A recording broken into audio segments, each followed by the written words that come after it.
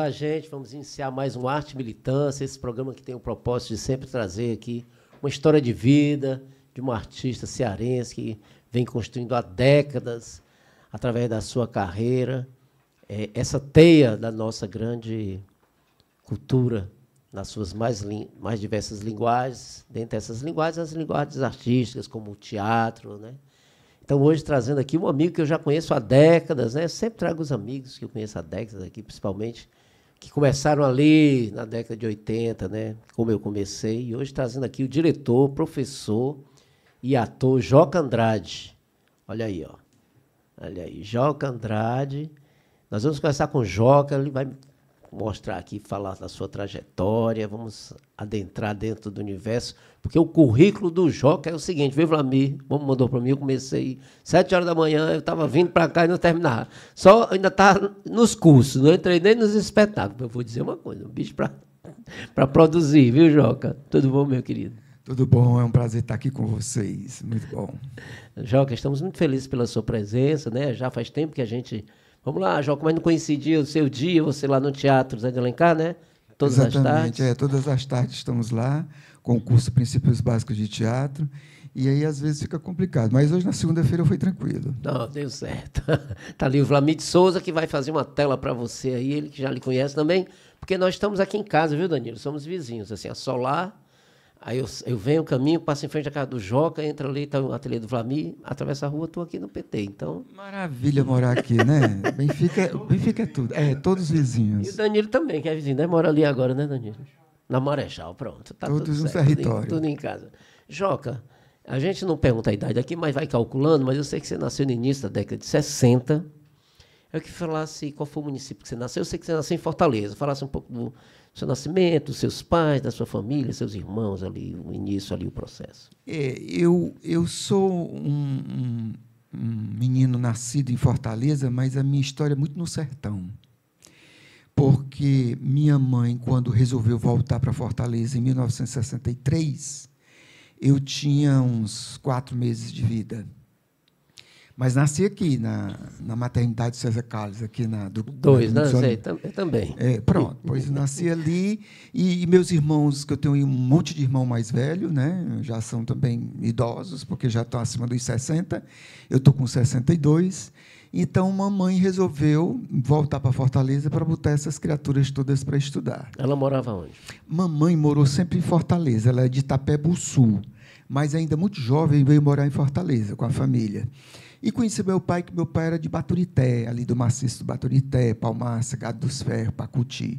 E eles se conheceram em Itapé-Bussu, isso nos anos... Itapé-Bussu é aqui próximo, depois de Caucaia, perto de Canidé, naquela região. É um município, né? Itapé-Bussu. Né, eu acho que é município. Itapé-Bussu é município, né, Danilo? Ou é um distrito de Caucaia? Rapaz, eu acho que é quase um distrito de Caucaia. Olha aí, Itapé-Bussu, eu fiquei em dúvida agora. Pois é. Não é um lugar muito longe. 188 municípios de Ceará, às vezes eu fiquei do 86, sei lá. Não é tão longe de Fortaleza. É perto da Serra de Maranguape. Depois de Maranguape. Ali, isso, é por aquela pedaço ali de sertão e serra, né? Eu sei. Então, ela era de lá, seu pai que era de lá. O papai que era do maciço de Baturité. E ela era dali. E era daquela região.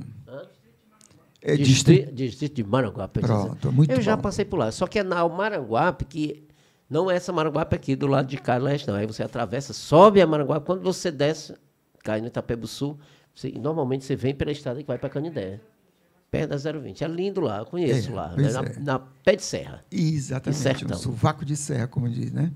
Então, mamãe veio para Fortaleza e a minha infância foi em Fortaleza, mas meu pai continuou no sertão, que a gente tem uma pequena propriedade lá em Tejuçuoca, que já tem uns 80 anos, que é propriedade. Tejuçuoca também. É município também. Foi distrito de Itapajé e é município, acho que já tem uns 40 anos que é município, que você participou. Já é um pouco mais distante. Né? Um pouco mais distante para a banda de Itapajé. E papai tinha tem uma propriedade lá e ficava indo e vindo para Fortaleza, né? E nessas idas e vindas, sempre nas férias, nos feriados longos, eu ia com ele, pivete, assim, de 5, 7 anos, então até os meus 14, 15, 16 anos, a minha vivência com meu pai indo para o interior nas férias era bem intensa, Então, eu guardo muita memória do sertão. E aqui onde era a sua casa? Aqui eu sempre morei com minha mãe em Antônio Bezerra. Ali onde tem a antiga estação do trem, ali perto do Olavo Oliveira, fronteira com Quintino Cunha. Perto do terminal ali, um pouco à direita, né? Caminho ali do campo do ferroviário. Perfeitamente. Indo para a Barra. Minha adolescência toda foi ali. E eu descia para a Barra ali, para a praia? Para a praia, sim. Papai tinha uma casa antiga perto dessa casa que eles moravam, que a gente morava, que era um matadouro. Na época, ele vendia gado. E ele matava vaca, boi, aquelas coisas. E depois, com o Free Ford, né, aquele sistema, isso foi proibido. Então, ele vendia, fornecia os frigoríficos de Fortaleza com o gado que ele comprava do interior, trazia. Ele trazia, né? Quer dizer que era um fazendeiro. Era assim, um fazendeiro, né? mas um fazendeiro... De médio porte, assim, mas comprava gado, lidava no sertão. E lá no sertão era na sede ou era assim no distrito afastado? Lá no...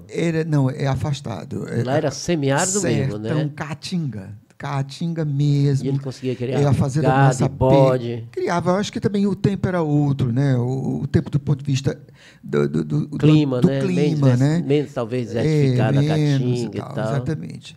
Então, meu pai tinha isso e depois ele abandonou isso e volta para o interior e eu fiquei nessa de vir para o sertão, conheci também muita serra. Então, não morei no sertão, né? Como meus irmãos mais velhos moraram. Mas eu tenho um pé muito forte lá. Ficava ali na Urbis, ali do Antônio Bezerra, brincava de quê na infância? Olha, eu tenho um irmão, eu tenho vários irmãos, mas eu São quantos? São 7 legítimos, né? E mamãe criou mais 2. Porque naquela época, no interior, as famílias mais... com dificuldade de manter uma família grande, né? Entregava os filhos para as pessoas que tinham fazenda e tal. E lá tinha um leite, tinha um queijo, tinha e mamãe criou mais 2, então nós somos 9. Maioria meninos. Maioria meninos, são 5 rapazes e 2 mulheres. No caso, são 3 mulheres e 6 rapazes. E você era um dos mais novos? Eu sou um dos mais novos. A minha irmã mais nova, né? Apanhado o menino? Não. Tinha briga lá? Não, porque a gente... exatamente porque eu, quando vim morar em Fortaleza, meu irmão já estava ficando adolescentes e mamãe começou a botar eles para trabalhar, né? Então, a gente começou a ficar mais em casa. Ela trabalhava também? Trabalhava. Ela veio com esse objetivo também, de voltar aos estudos, que ela estudou muito tempo. Inclusive, ela foi colega da Adízia Sá no Colégio Imaculada Conceição, quando era adolescente. Ela lembra muito bem. Que era pedagogia, se não me engano. Era normal, que era uma espécie de pedagogia para ensinar o fundamental. Né? Ganhou uma bolsa lá, porque era uma ótima aluna, e as irmãs, as freiras, contrataram ela para dar aula lá. Você acha que se identifica mais com seu pai ou com sua mãe? Assim, como é o jeito deles? Assim, olha, eu acho que na aparência eu sou muito mais parecido com mamãe, porque minha avó dizia procura uma foto da família dele no Instagram do homem. O homem não gosta muito dessas coisas, mas te acha. Eu depois até posso até enviar para você. Mas... e no jeito, assim? Eu não sei, fica mais complicado para eu te dizer. Talvez meus irmãos pudessem falar melhor. Mas eu sinto que eu tenho uma inspiração nos dois. Papai era uma pessoa muito artística do ponto de vista do canto do vaqueiro. Ele fazia uns aboios lá? Fazia uns aboios belíssimos. Tu aprendeu esse aboio? Alguns. Foi sensação para mim. Olha, o Danilo já achou você ali, ó. Eu não sei se... olha aí, eu nessa época eu devia ter uns 7, 8 anos de idade. Como era o aboio do velho? Diga aí. Gado manso, gado, hey, hey, hey, hey, hey. Montenegro, uga, hey, hey, hey, hey. Que maravilha, né, Danilo? Tu acha que dá para tanger um gado, um joca? Hein, Danilo? Dá, Danilo? Dá para espantar os bichos, Danilo, porque o Danilo é de sertão também. Eu sou urbano, né? Mas eu aprendi a boiar com o Pedro Boca Rica, naquelas peças de teatro que eu fiz com ele lá. Mas, é uma coisa muito improvisada. Mas muito legal, né? Isso aí, não, mas muito lindo que você fez, né? Porque você fez com uma coisa árabe, né? E você fez variações, né? Você fez não só o cântico, depois fez aquele intercortadozinho, né? E você lembra disso, ele fazendo, né? Tinha umas falas, ele inventava umas falas, não sei o quê. E mamãe, quando era jovem também, ela fazia drama. Na época que chamavam de teatro-drama, né? Ela cantava nos dramas. Que eram pequenos trechos, sketches cantados, né? De histórias. Exatamente. Eu tive a felicidade de gravar umas dramistas lá do Guriú e fiz um disco. Eu tenho, inclusive, um disco, não sei se você sabe, As Dramistas do Guriú, que são 70 dramas lá que eu fui gravar ao vivo, lá depois de Jericoacoara. Legal. Aí, Joca, ficou essa coisa da sua infância, da dramista e do vaqueiro. Aí, quando eu tinha 18 anos, aconteceu de mamãe chegar em casa. Porque, sim, mamãe veio para Fortaleza e voltou aos estudos. Ela foi fazer um curso de técnica de enfermagem. E aí ela trabalhou por muito tempo em postos de saúde, no Moinho Fortaleza, na Guararapes, e se aposentou. Então, num momento em que ela trabalhava no Mucuripe, no Moinho Fortaleza, lá no Mucuripe, ela saiu lá do leste a oeste, fazia o leste a oeste total. Total. Ela chegou em casa um dia, isso foi em 1980, o ano foi exatamente esse. Ela chegou um dia em casa, à noite do trabalho, e me mostrou a matéria do jornal O Povo. Matéria de capa do caderno Vida e Arte, eu não sei se na época chamava Vida e Arte. Eu acho que era caderno de cultura. Não, caderno de cultura já era Vida e Arte. Eu acho que não sei. É mais antigo, O Povo Então, tinha uma matéria dizendo que o curso do CAD, o curso de arte dramática, ia reabrir uma turma depois de 2 anos sem abrir turmas por causa de um contexto de política de censura, ditadura militar e falta de verba. Então, o CAD ficou 2 anos sem abrir para alunos, pelo que eu lembro da história. E ela chegou com essa matéria dizendo, vai lá se inscrever. E isso me surpreendeu, porque até então não tinha tido a ideia de fazer um curso de teatro. Né? Você estudava onde nesse período? Eu estudava, nessa época, no Seminário São Vicente, ali no Antônio Bezerra, onde hoje tem a faculdade. Lá você fez o 2º grau, então? Lá eu fiz o 2º grau.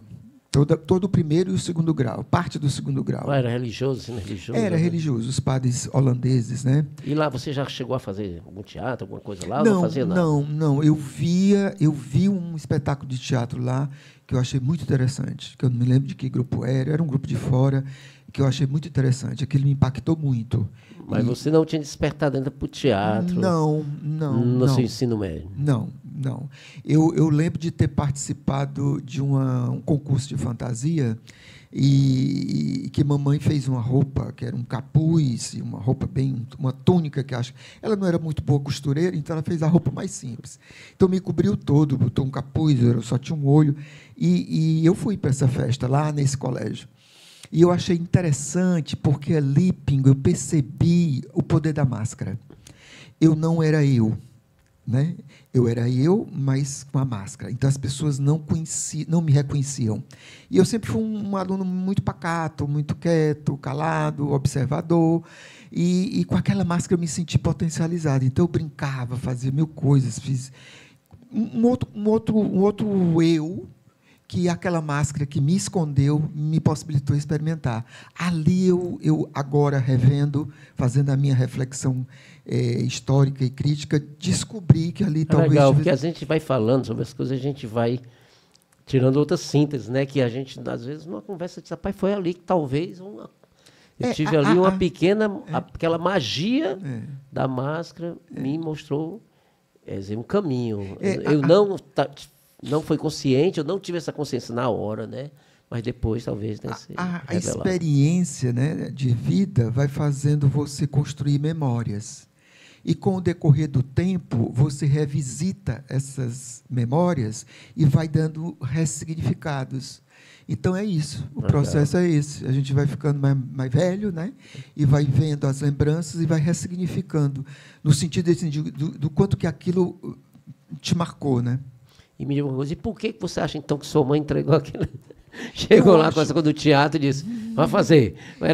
Já era sua produtora, ela só sabia que você ia gostar. Como eu acho que por causa de alguma brincadeira, de algum comportamento que eu tivesse, algum jeito meu que ela percebeu como mãe, que toda mãe, todo pai percebe, e que ela intuiu ali que eu pudesse seguir, até pela experiência também que ela tinha de ter sido dramista. E aí eu achei aquilo muito legal. E no dia seguinte eu fui fazer minha inscrição e não consegui fazer minha inscrição, porque quando eu cheguei lá vi umas figuras muito ripongas. Inclusive, eu tenho a impressão... Riponga sem traduzir aí. O que é isso? Velho? Hippies, né? Aquelas pessoas que se vestiam nos anos 70 de hippie, naquela roupa bem frouxa, com a característica assim, Black Power, aquela galera que estava ali no Hair, né? naquela luta. Né? E eu lembro que eu ainda não sei, não posso confirmar, mas a impressão que eu tenho é que eu vi a Tica Fernandes nesse dia. Teve medo da Tica e voltou, não fez inscrição, não. Porque a Tica sempre foi uma figura incrível. Onde ela chega, ela ilumina. É o jeito de falar, muito expressiva, né? E não... sempre bem... Chega aquela coisa meio que falando alto, né? Se expressando, cabelão. Era um momento necessário, né? Que tivesse gente assim, né? Tica, era um momento de muita censura e a Tica representava uma voz, né? uma vontade de luta. Aí você viu esse pessoal na fila, né? Eu vi, a galera lá reunida, porque naquela época o CAD, o curso de arte dramática, o teatro universitário, aglutinava a galera, né? O centro do pensamento do teatro, do pessoal da dança. Porque a época inclusive, Joca, essa época é a época da reorganização, da legalização do movimento estudantil. Eu sei porque eu vivi aqui na Escola Técnica 70, 80, 81, e aqui em 82 eu vim para fazer o conservatório, que era o curso superior. Na realidade, o básico era ali, mas já tinha disciplinas aqui. Então, eu vivi muito esse momento aqui com vocês também, do teatro e tal. E era isso mesmo. Aqui, todo o movimento estudantil, o movimento cultural, se dava aqui na Avenida Universidade, nesse entroncamento com a volta, com a luta pela reorganização do movimento, legalização do movimento estudantil. Exatamente. Lembrei agora de Zaira Silvino, né? Com o teatro... O coral da UFC, que é um pouco depois. UFC. Como é que é o nome? Tinha os cursos, né? Ela fazia eles faziam Nordeste musical, encontros Nordeste de música, 83, 84, 85, que eu fiz várias coisas. Mas aí você se inscreveu nesse... Aí eu cheguei, aí eu vi a galera muito avançada, né? Imagina, eu era um menino velho suburbano que pouco conhecia Fortaleza e pouco saía de casa, porque eu também nunca fui muito de farra, de curtição, de madrugadas. Eu não sou um boêmio, né? Assim. Então, eu peguei e vi a galera, não só a Tica, para mim era ela, porque depois eu conheci Tica, trabalhamos juntos, né? E aí eu digo, poxa, a Tica era aquela mulher que eu vi, incrível, falando, né? E não era só ela, tinha uma outra galera, mas ela me marcou mais.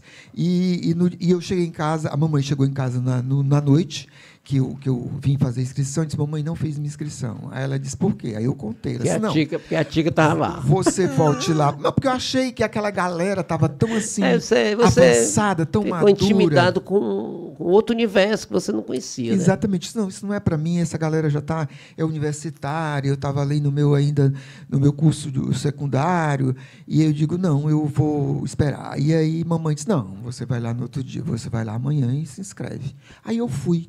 Cheguei lá, não tinha ninguém a não ser o Newton, que era o grande Newton, secretário, que inscrevia. Um cara muito gentil, muito bacana, que me atendeu muito bem, me orientou e me acolheu de uma forma muito carinhosa. Mas ela precisou vir contigo? Não, só? Não, eu vim só. Mas ela era determinada mesmo, né? Mas você vai fazer o curso mesmo.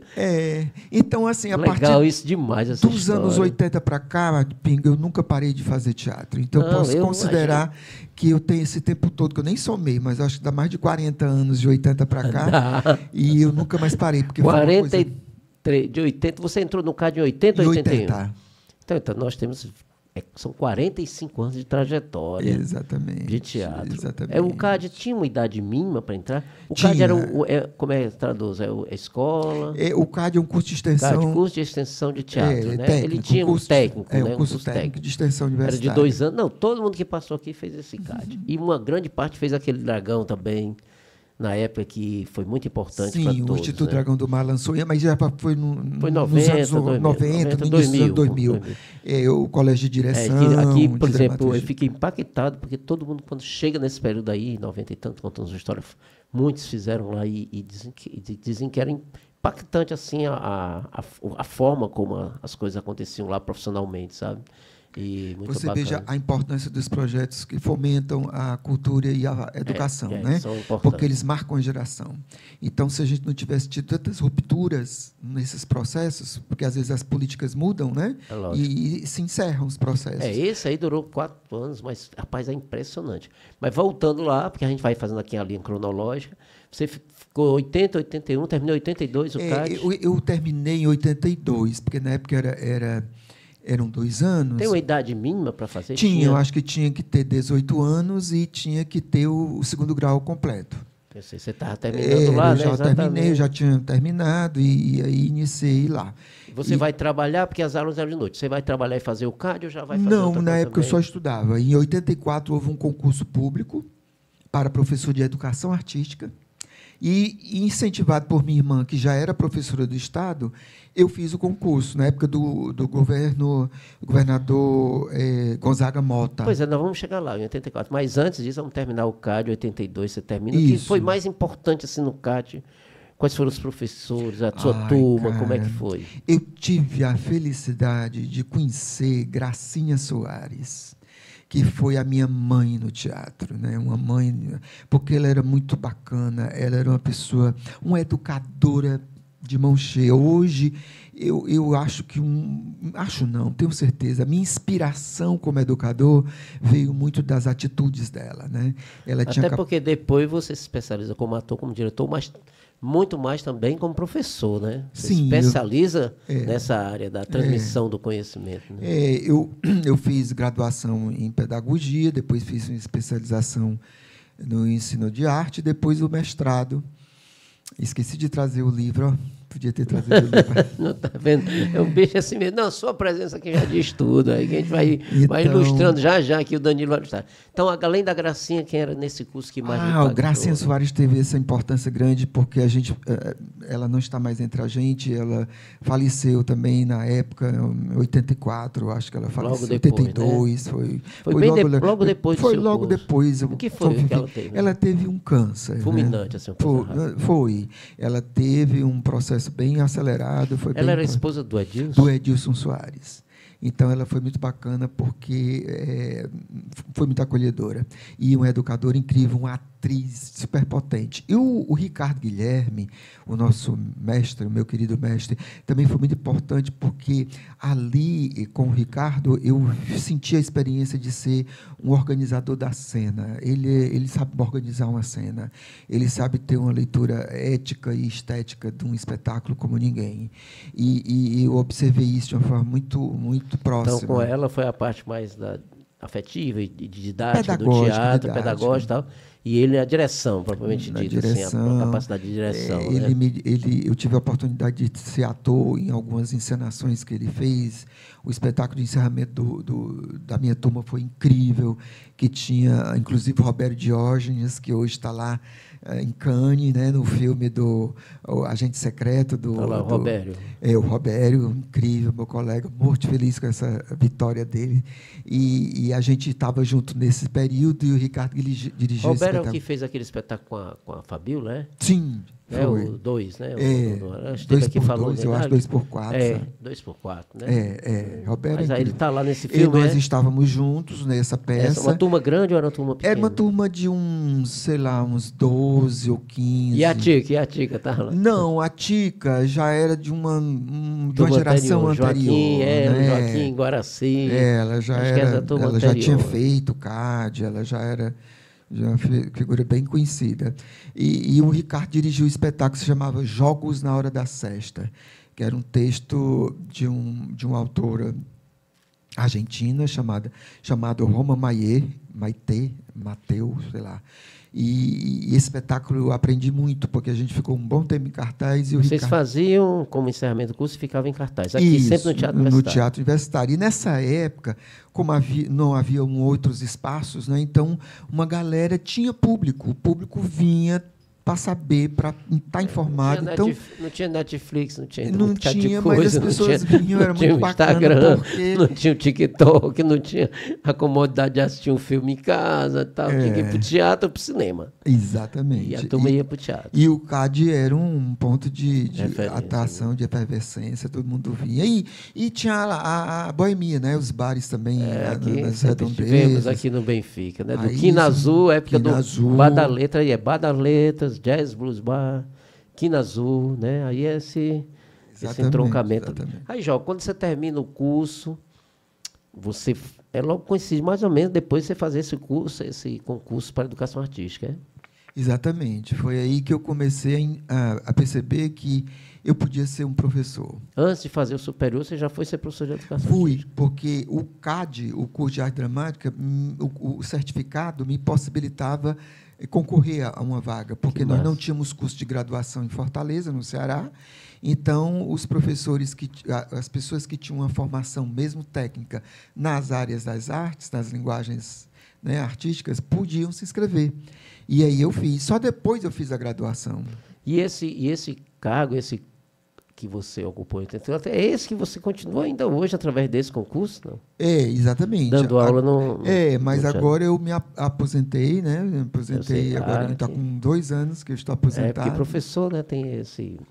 muita luta, tem esse privilégio Exatamente. De ter menos anos, ser menos mesmo anos. assim, pelo fato de eu ter sido transferido para o Teatro de Alencar, eu perdi os direitos que o professor da sala de aula formal tem. Então, eu tive que trabalhar mais 5 anos. Embora seja a sala de aula lá, né? Não tem... Inclusive, hoje, o Teatro de Alencar abriga a escola do Teatro TJA, né? Então, com a intenção de fazer valer o que Violeta Reis, lá no final dos anos 90, tentou com o anexo, com o Centro de Formação e Pesquisa, que é aquele prédio anexo do teatro, que tem aquelas salas de dança, de música, de canto, que é exatamente para possibilitar o intercâmbio, a formação, o encontro. Então, agora, nessas gestões mais recentes, nós temos um projeto pedagógico da Escola de Teatro Escola TJA. Que maravilha, mas você iniciou nas escolas, né? Em 84, você foi Sim, para a escola. Qual foi a escola? Eu trabalhei, na primeira escola que eu trabalhei foi no Conjunto Esperança. Inclusive, lá eu tive um aluno muito incrível, que hoje é uma estrela internacional, que se chama Gero Camilo. O Gero foi seu aluno lá? Gero Camilo foi meu aluno da 5ª série nessa escola. E depois, anos depois... Você é a gracinha do Gero. Depois, nos anos 90, ele vai fazer o curso lá no Teatro de Alencar. Já com você lá. Aí eu já estava lá. Reencontro, né? Porque era educação artística, era 1 hora, de quinta ao primeiro ano do 2º grau, né?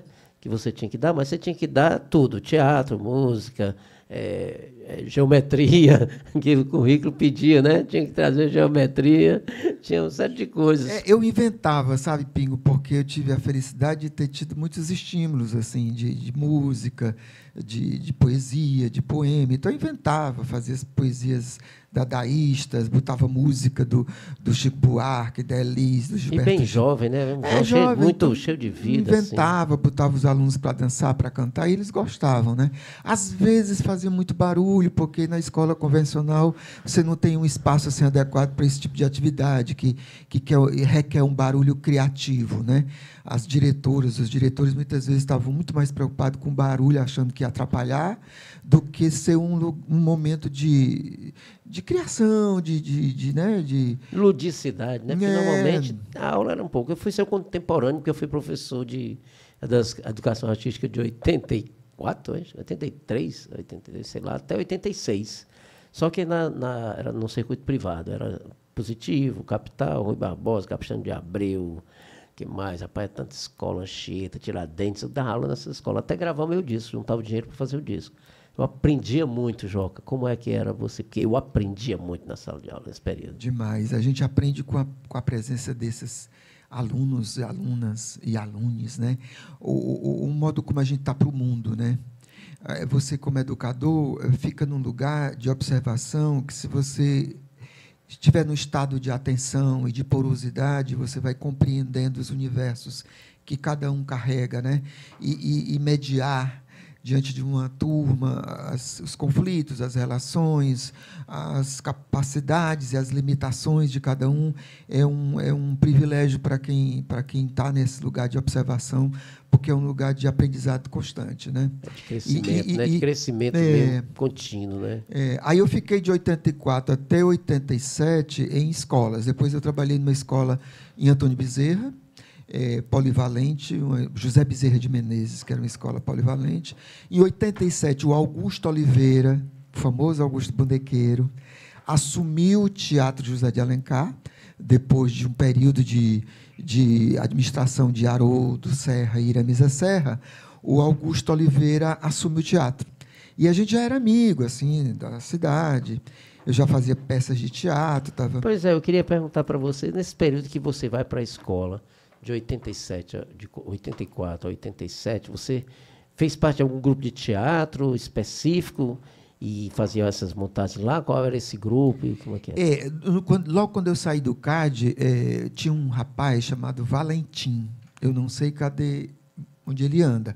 Ele tinha um grupo de teatro infantil. E ele ganhava dinheiro fazendo animação em escola, somente na época do mês de outubro. E aí ele me convidou para participar disso, né? Então, trabalhei assim amadoramente com ele nesses espetáculos infantis. Lembra do nome do grupo dele? Não lembro o nome do Valentim. grupo. Não lembro. Aí, depois, em 87, exatamente 87, eu trabalhei num espetáculo. Tive a oportunidade de trabalhar num espetáculo chamado Não Verás País Nenhum, que foi a fusão de 2 ou foram 3 grupos, que era o grupo... eu não vou lembrar. Mas foi o Júlio? O Júlio Maciel e a Cássio de Montes, né? Fizeram a adaptação do romance do Inácio Loyola Brandão, e o Júlio me convidou. Em 85, teve um projeto da casa de Raimundo Sela, que, na época, Quintela de Almeida era diretora. Sei, Quintela. Em 85. E lá ela montou um projeto em homenagem aos 100 anos de Lorca. Eu me lembro desse espetáculo. Teve um espetáculo de palco, que foi Bodas de Sangue. Jane Azeredo fazia a mãe, Júlio Maciel fazia o pai da noiva, e lá a gente se conheceu, né? Tica também fez parte, mas depois não sei se Tica saiu ou não fez parte, não lembro. Eu sei que nós nos conhecemos, eu me aproximei dessa galera mais antiga nesse projeto. Eu fazia o noivo, né? O filho da Jane Azeredo na peça. E lá eu conheci Júlio, conheci a Cássio, conheci a galera que depois eles me convidam para fazer parte desse projeto que se chamava Não Verás País Nenhum. E esse espetáculo foi um divisor de águas na minha vida, porque eu aprendi muito sobre o Brasil, sobre a natureza, sobre a importância... Quem era a trilha? Era do Fernando Neri, né? Não. Ele fez na segunda montagem, eu acho. Ele fez a segunda montagem, mas mais recente, né? Uma coisa mais recente. Isso foi em 87, por aí? 87. Nós fizemos... Tinha nome esse grupo ou só foi um ajuntamento de pessoas? Eram 3 grupos. Era o grupo da Tica, que estava lá representado pela Tica, tinha o grupo da Jane Azeredo e o grupo do Júlio Maciel. Acho que eram 3 grupos, eu não vou arriscar dizer o nome deles agora. Você fez um papel aí nessa trabalho? Aí eu fazia um personagem que era uma espécie de um nazi fascista, uma figura bem opressora, e a peça se passa num Brasil apocalíptico, né?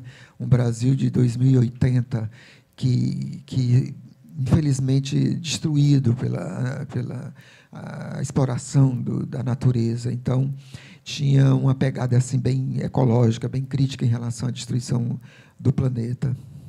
Então, vamos chegando aqui. Então, você já estava inserido na escola lá, dando aula nas escolas, envolvido no movimento teatral de toda a cidade. Chega na década de 90, você falou que o Augusto foi para o teatro e, de alguma forma, você...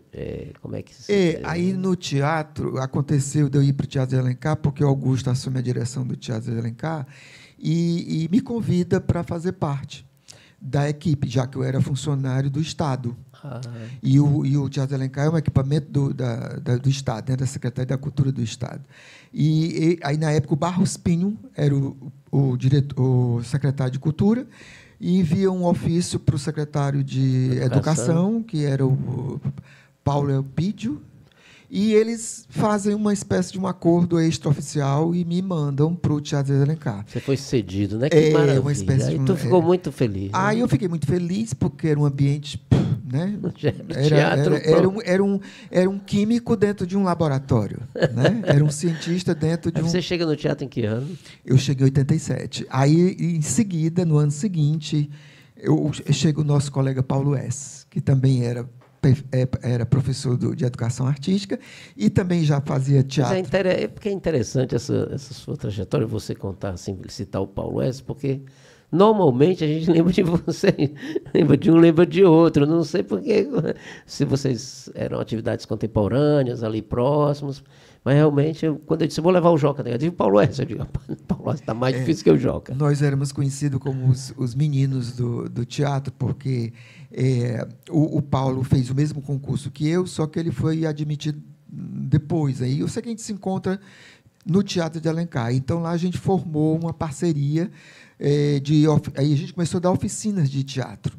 Oficinas de 20 horas, 30 horas, 60 horas. E nós ficamos de 87, 88 até 89, quando o teatro fecha por restauro, fazendo esses experimentos. Legal. Aí o teatro fechou em 89, já com a Violeta, secretária da Cultura, e abre em 91. Quando reabre em 91... Esses 2 anos vocês fizeram o quê? Confusão no meio do mundo. Não, nós ficamos com a Elisa Gunter. Ela trabalhava no departamento da Secretaria da Educação de Ação Social. Então, nós ficamos dando essas oficinas de teatro em lugares da cidade. Então, eu trabalhei no Pirambu um tempo, no centro comunitário ali, no Henrique Jorge. Ficamos circulando por esses espaços. Quando o teatro reabre em 91, o Oswald Barroso assume a direção do teatro. Aí nós voltamos. E o Oso diz, não, agora vamos pensar num curso, porque aí uma carga horária maior, tem esse espaço. Isso é porque vocês faziam oficinas esporádicas, oficinas, né? Vamos pensar numa coisa, sistematizar essa formação. Foi Exatamente. O Oso que chamou vocês para conversa. O Oso a gente já tinha essa experiência anterior, então foi uma mão na luva, né? Ah, que massa. 91 foi? 91. Aí vocês criam o que lá? Aí a gente cria uma primeira experiência tentando dar mais corpo, né, uma carga horária maior, de 140 horas, e começamos essa experiência. Foi nesse período que o Gero vai para o teatro fazer o curso. Vocês nominaram de que isso? Na época, o curso se chamava... Era uma experiência, era o ator e a cena. Não tinha o curso Princípios Básicos, não tinha esse nome. Esse nome... O ator e a cena, mas tinha o quê? Já era de 100 e tantas horas, várias disciplinas, horas. Tinha certificado? Não, tinha um certificado e a disciplina era aquilo. A gente estudava o teatro, né? Muita coisa que eu aproveitei do CAD, do curso de arte dramática que eu tinha, e outras coisas que eu fui adquirindo a partir dessas experiências, nessa viagens. Época, só um parênteses, você já tinha feito a sua graduação nessa época? Não, a minha graduação foi tardia. A minha graduação foi já nos anos 2000. Quer dizer que de 90 a 2000... Você estava ali teatro. Só nesse curso de teatro, só formando. Passa todo mundo lá, de Silvia Moura a... E minha formação era muito assim, de cursos que a gente fazia nas viagens, as leituras, as oficinas que a gente tinha. Legal. Então, era uma formação meio que autodidata também, sabe, Pingo? Por exemplo, eu conheci Paulo Freire antes de ir para a faculdade, porque a gente já sabia que Paulo Freire era a figura, e a gente lia os artigos, lia a respeito, lia os... Nós que somos dessa época, a gente que fazia militância, a gente aprendia era na militância mesmo, aprendia e tinha que ler, e tinha que se formar ali e entender os contextos, as conjunturas, análise de conjuntura estadual, municipal, internacional, para fazer teatro, né? Era algo que exigia da gente uma compreensão daquele universo. Eu sei porque eu sou seu contemporâneo. E aí é o seguinte, eu queria que só você citasse de 91 a 2000, algumas pessoas que você lembra que passaram lá, que começaram um pouco nesse, além do Gero, né? Quem passa lá pelo teatro nesse período?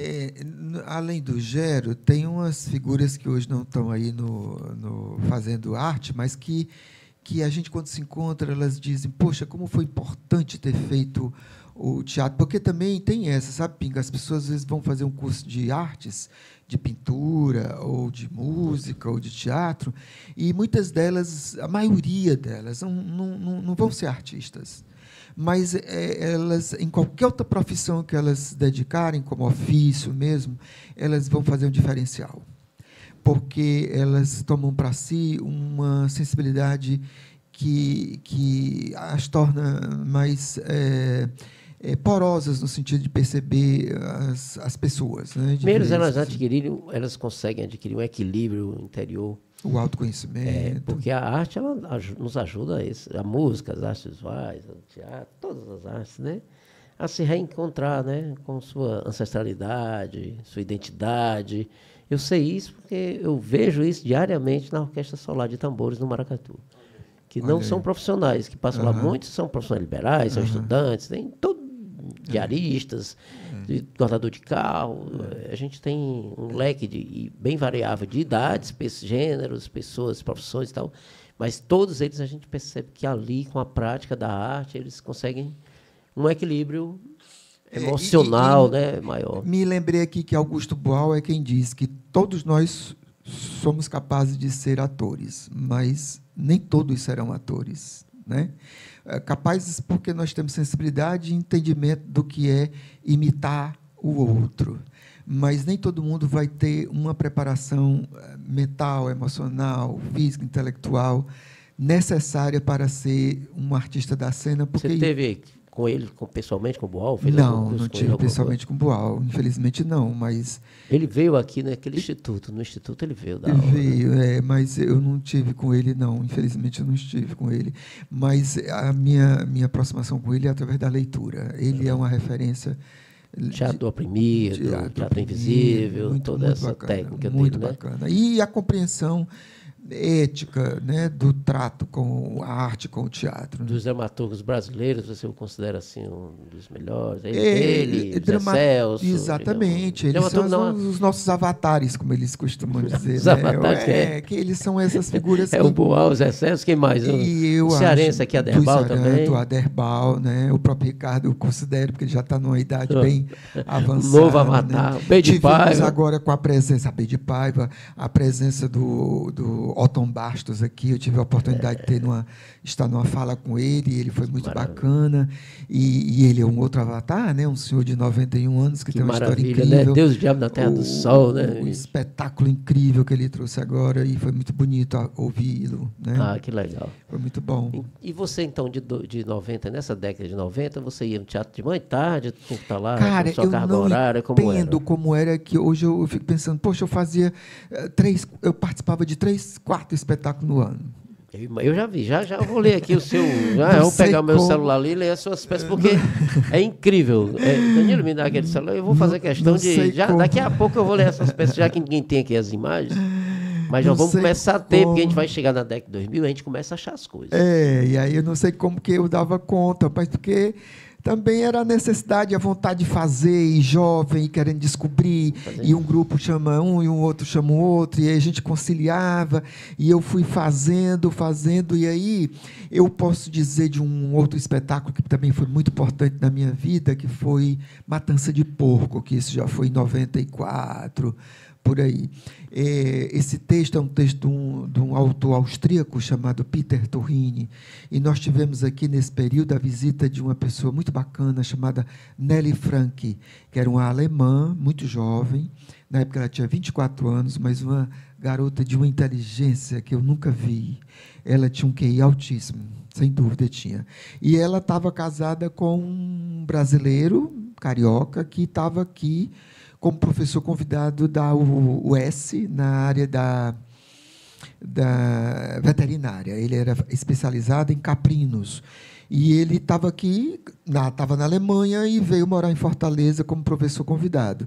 E aí ela fazia teatro na Alemanha. E ela começou a frequentar o Teatro de Alencar, mesmo com o português precário, a gente foi se entendendo, e aí ela mostrou esse texto para nós, né? E nesse elenco estávamos o Paulo S., Danilo Pinho, Cláudio Jaborandi, Roger Rogério, Antonieta Noronha, que não pôde estrear porque ela teve que sair por causa de outros compromissos que ela tinha, não dava certo, não deu certo a agenda, e no lugar dela entrou o Jô Grangeiro, que foi minha colega da época de CAD.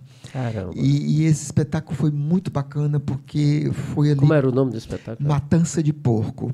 Contava a história de uma família que criava porcos, tinha uma semelhança com a cultura brasileira, porque era uma família do interior e que criavam porcos, e um dos filhos, não aceitando a grosseria da família, não aceitando o machismo do pai, a submissão da mãe, a opressão do irmão, esse filho resolveu parar de falar.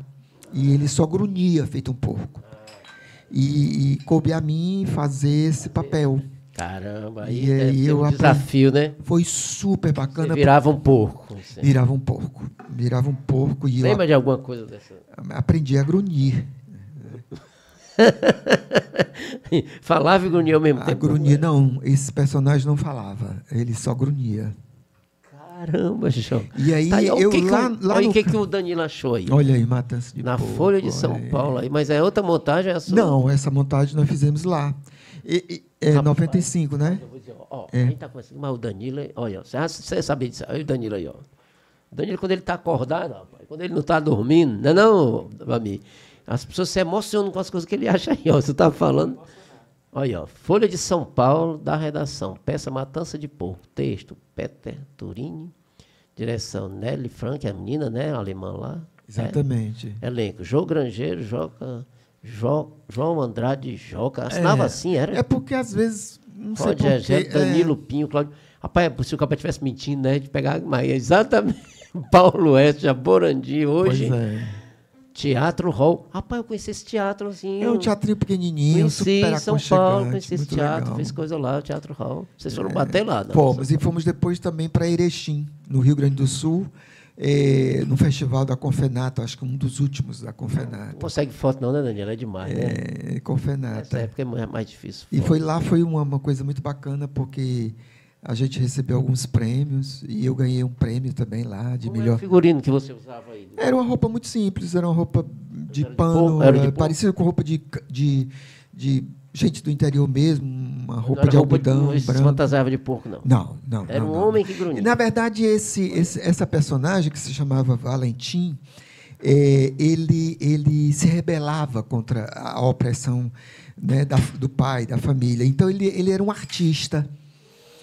Ele colecionava pedras, ele tinha uma flauta, ele tinha livros, ele era diferente daquelas pessoas, né?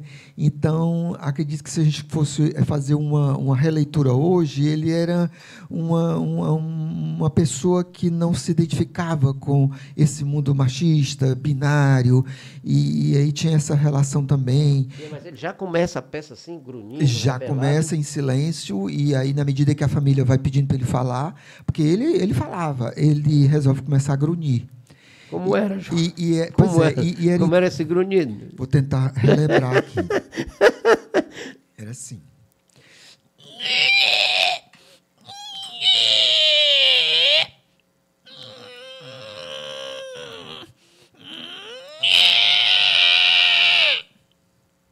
Caramba!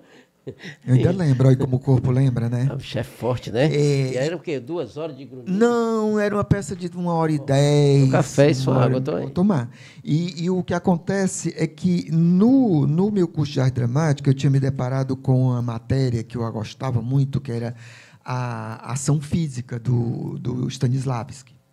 Caraca, né? E aí, nunca tive tempo assim, de me debruçar numa técnica, num estudo um pouco mais aprofundado de conhecimento disso.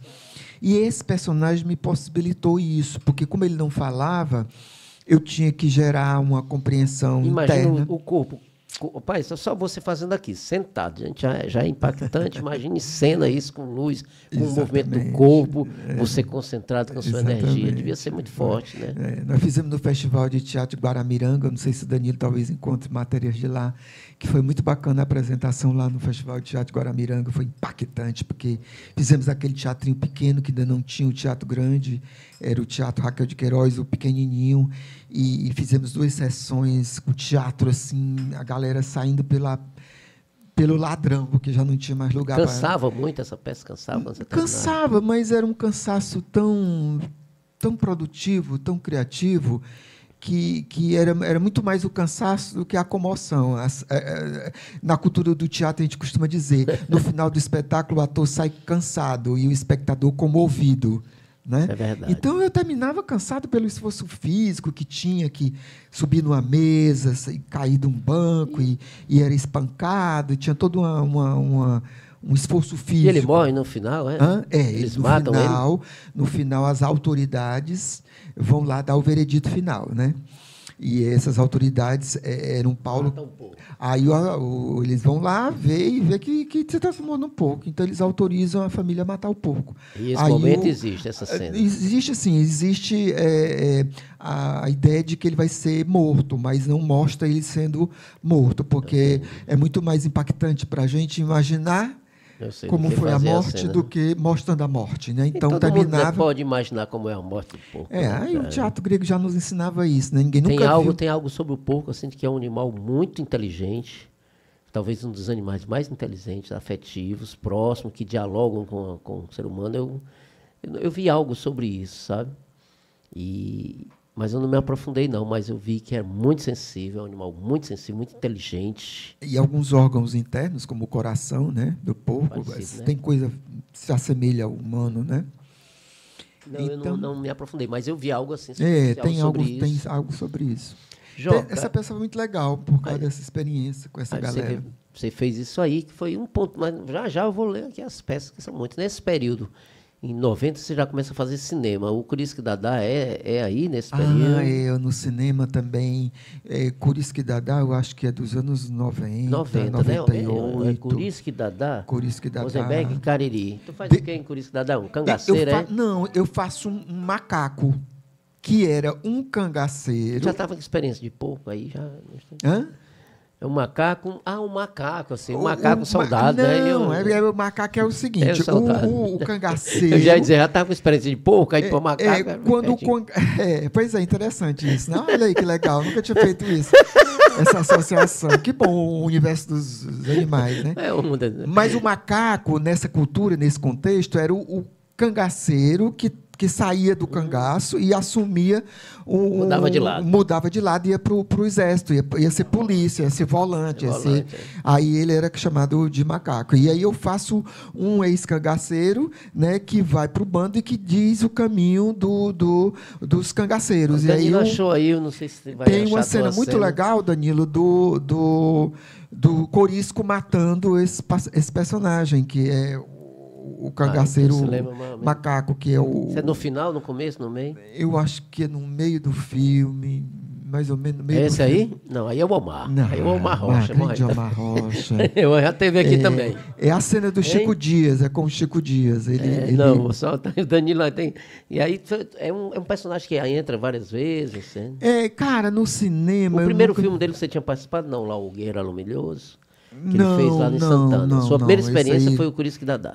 A primeira experiência com o Rosenberg foi o Corisque Dadá. Depois nós fizemos o Alto de Leidiana, que tinha o Nelson... Ai, meu Deus. Esqueci o nome do cara. Vou lembrar logo.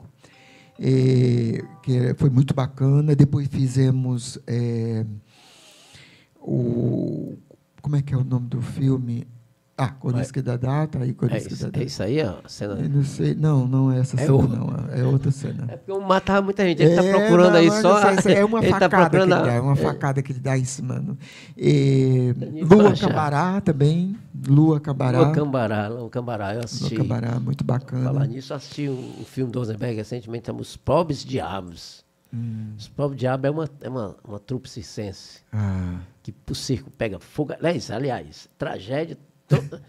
Todos os personagens vivem um drama, né? Com a Sam e tal, não sei o quê, vivem um drama, uma tragédia interna, e o final, o final, o circo pega fogo e o negócio disso. O Rosenberg não escapou ninguém nesse filme aí. O Rosenberg foi trágico. Eu gosto muito do Rosenberg, da obra dele. O Rosenberg foi a figura que me apresentou o cinema como ator, né? Importante, né? Essa produção dele. A Lília Moema também foi uma figura muito importante, porque, na época, na Casa Amarela, nos anos 90, tinha uns cursos seguindo a mesma cultura do Instituto Dragão do Mar, tinha uns cursos rápidos, né? Orlando Senna, por exemplo, tive a felicidade, a Conceição Senna. Eu tive uma oportunidade de conviver com as pessoas e perceber e sentir como era a onda, mesmo por um pouco tempo. Então, foi um período muito bacana da minha história com o vídeo. E, embora eu não tenha me dedicado muito a buscar o trabalho com vídeo, com cinema, porque o teatro sempre foi... Mas eu sei, mas depois você participa de dezenas de longas, de cursos, sim, etc. Sim. Vamos citar aqui próximo ao final da entrevista. Mas aí, por isso que Dadá lhe deu essa experiência, nós estamos, enquanto o Danilo vai tentando achar ali a morte do macaco, vamos entrar na década de 2000. 2000, como é que é? O curso do CAD já está estruturado? Como é que é essa coisa ali daí? O CAD eu me desligo. Né? Não, eu digo, não, o curso do teatro. O curso Princípios Básicos de Teatro, CPBT. Sei. Já estávamos mais avançados. Ali eu comecei, juntamente ainda com o Paulo S., uma equipe que estava lá, a construir um esboço de um projeto pedagógico, que não saiu de ideias, eram muito mais balões de ideias do que escrito. E aí, só em 2012, com a necessidade de ter um material escrito, e eu, como funcionário do teatro, professor... Sua graduação você faz em 2000, nessa década? 2000. Faz a graduação de quê? Lá de Pedagogia. Pedagogia na UES. Não, eu fiz naquele curso Universidade do Vale do Acaraú. Ah, legal. Na UVA. Na UVA. Que era uma oportunidade que a gente estava tendo para fazer ali naquele tempo mais reduzido, porque, como era professor e estava trabalhando, considerava-se que já a experiência... Era uma espécie de graduação para os professores. Exatamente. Formalizar essa graduação que você já tinha na prática. Exatamente. Né? Foram 3 anos. As aulas eram aqui, eram aqui em Fortaleza? Não, aqui em Fortaleza. Aqui em Fortaleza. Você fez, aí adquire sua graduação superior em pedagogia. Exatamente. A gente tinha 2 anos de aula, né, e mais 1 ano para entregar um material escrito sobre a experiência. Acho que 3 Emenda anos. com o seu mestrado já ou não? Não, aí o meu mestrado...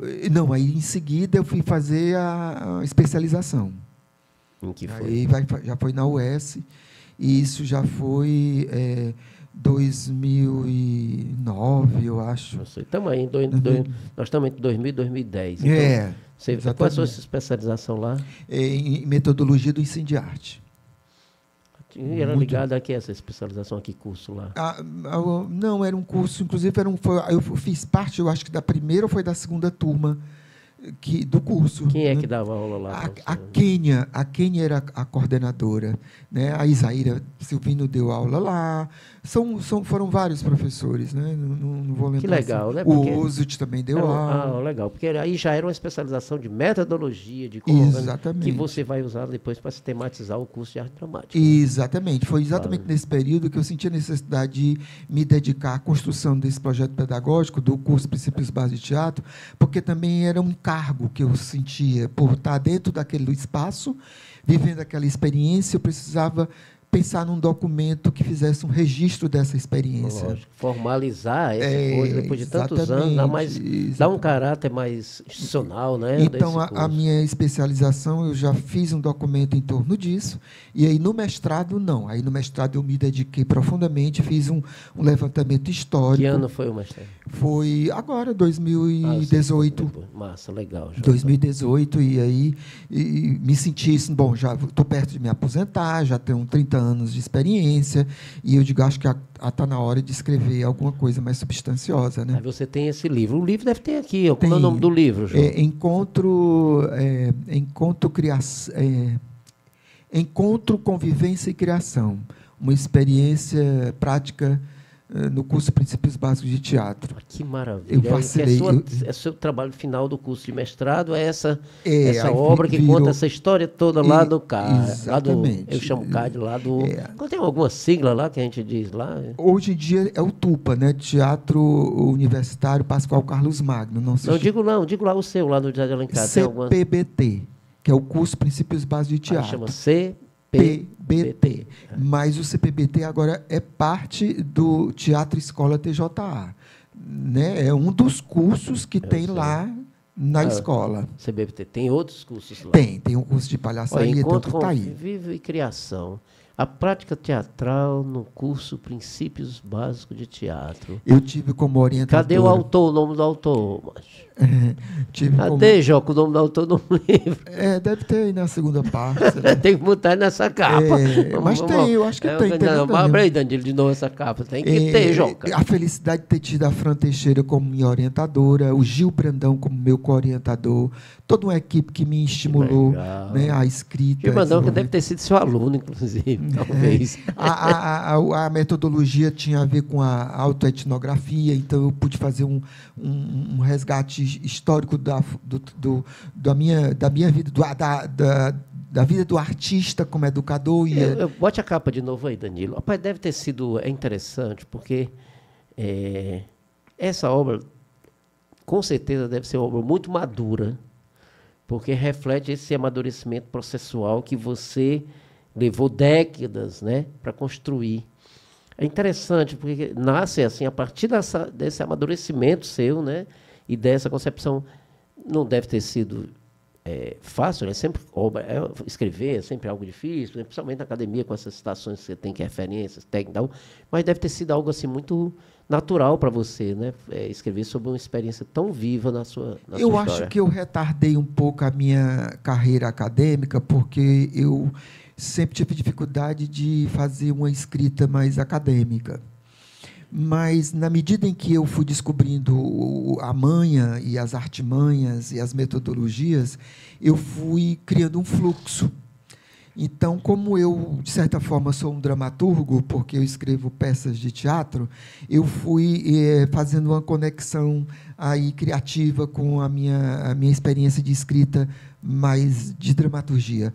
E aí, quando eu encontrei esse viés, aí foi fácil, mas no primeiro momento foi muito complicado. E fico feliz com o resultado dessa obra, que é como você coloca na cultura, o povo diz que para você ser completo, você tem que ter um filho, tem que ter escrever um livro e plantar uma árvore, né? Então, eu acho que falta ter filho, né? Porque, embora eu me sinta pai de muitas pessoas, pelo fato de ter acompanhado a formação de muita gente, né? Então, esse livro está disponível onde, João? Cara, tem no virtual, na UES. Ah, legal. Tem endereço, Danilo. Você endereço. Pode botar mas nós vamos voltar um pouco ali, porque a gente vai e adianta, mas volta. Está aí o livro em PDF, ó. Exatamente. Legal. E tem também no site da UES. Os capítulos básicos aí. São quantos capítulos, Joca? São 4 capítulos. Aí tem as fotos. Tem fotos do espetáculo que eu utilizei como objeto para descrição. Que legal, da experiência. Joca, me diga uma coisa. Então, aí até 2000, você já era... 2010, você já tinha iniciado o seu trabalho de dramaturgo, ou você estava como ator, diretor? Quem vem antes primeiro? Vem o ator primeiro, depois vem o diretor e o dramaturgo vem depois? Como é que eu acho que primeiro vem o ator. O ator. Depois o educador. Ah, é verdade. Aí depois o diretor. O diretor, E aí, paralelo a essa coisa de dirigir, o dramaturgista, né? Quando é que surge o dramaturgista aí? Qual é o seu primeiro Exatamente trabalho? Na minha experiência no CPBT, lá no curso de teatro. Como a gente sempre trabalhou com os temas que fluíam dos alunos, né, os temas que estavam ali na urgência, né, daquela galera que queria falar sobre aquilo. Eu nunca cheguei com um tema, agora vamos falar sobre o sertão, agora vamos falar sobre a história de um pescador. Não, eu sempre, na nossa prática lá, a gente sempre estimulou a turma, os alunos, as alunas, os alunos, a trazerem seus temas, a trazerem suas urgências. E, na medida que esses temas iam sendo tratados, a gente ia pesquisando, e aí eu apoiava, né, nessa pesquisa e, ao mesmo tempo, indo ali junto com eles, construindo um texto, a dramaturgia. Então, o dramaturgista surge da minha experiência de acompanhar processos de montagem. Quantas peças você construiu? São esquetes? São peças? São peças. Quantos textos? Olha, aí tinha que ver. Eu acho que mais de 40. Caramba, nesse sentido, eu não sei. Cada turma era uma peça. Cada turma é um texto, cada turma é uma peça. Qual você pode destacar aí que você considera uns que você considera que teve montagem? Todos eles são montados pelos alunos. São montados pelos alunos. No encerramento eles apresentam. No encerramento do curso. Eles não têm, lá a gente não tem isso como uma obrigatoriedade. cidade. Se a turma decidir que valeu a experiência, o processo é mais importante do que a montagem, a gente pode ficar no processo. Mas nunca aconteceu de não quererem montar. Você sistematiza, então, as falas, cria os personagens, sim, a partir do laboratório. Sim, eu primeiro oriento a turma na construção desses diálogos, a partir dos improvisos.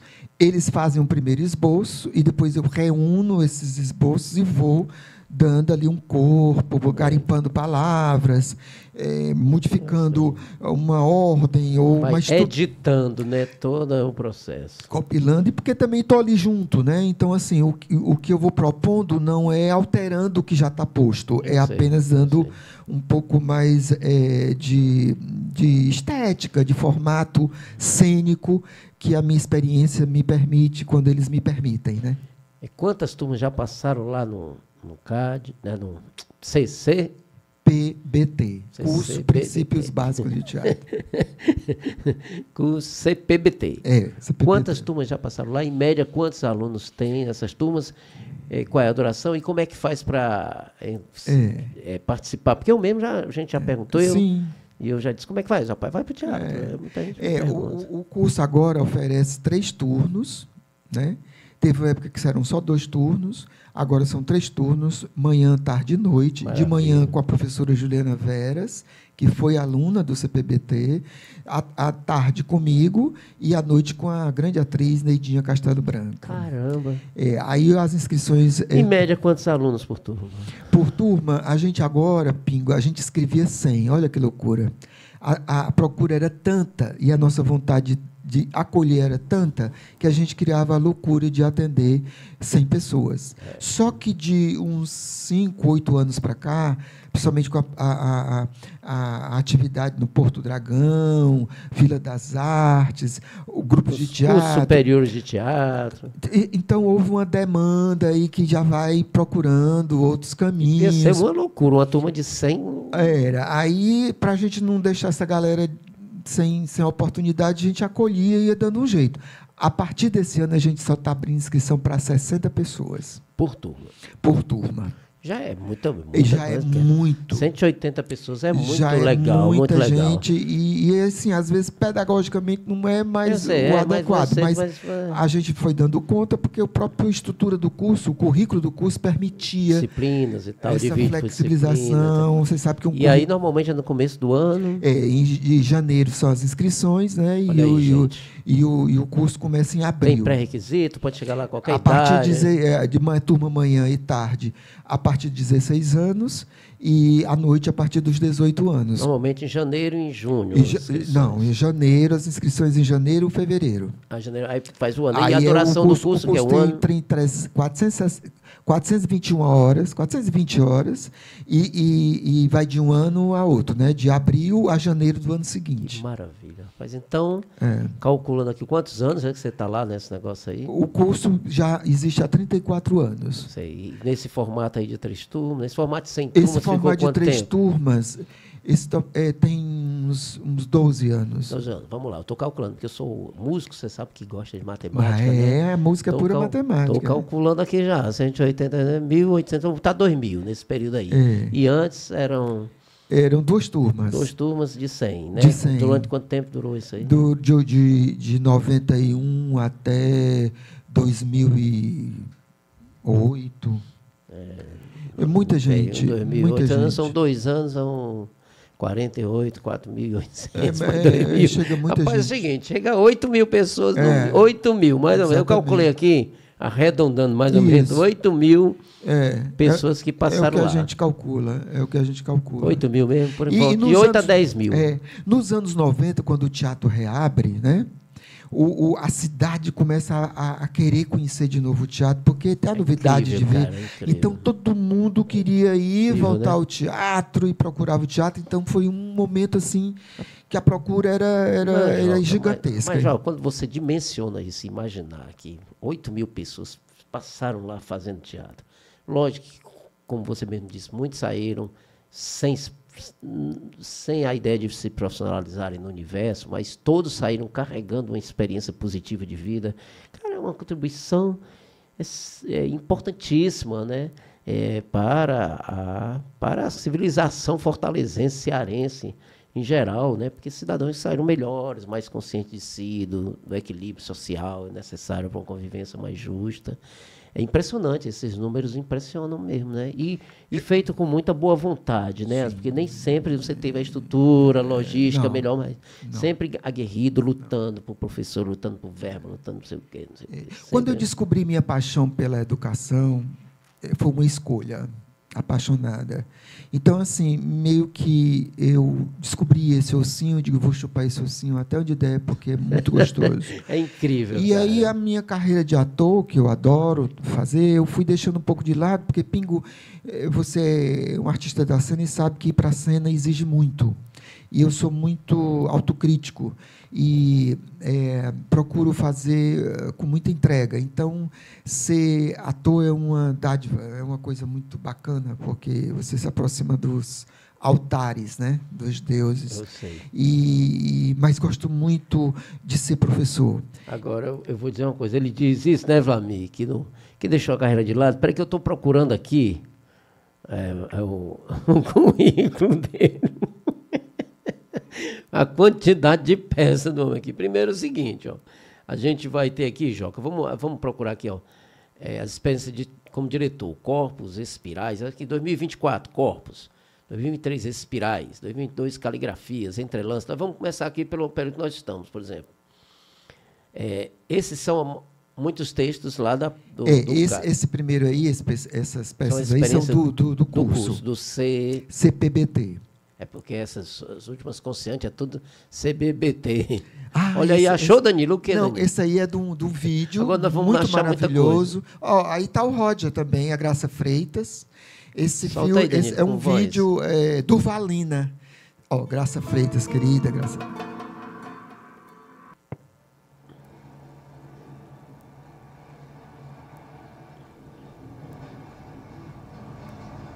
Esqueci de avisar que tem que passar lá perto da Lagoa do Saco da Velha. Eu jogo rápido. Só para pegar lá uma madeira que já está empilhada.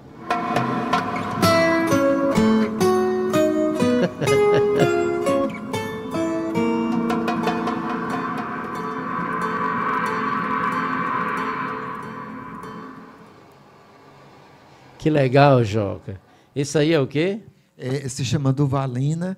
Esse filme é um curta dirigido pelo Francis Vale. A gente vai pontuar aqui alguns trabalhos.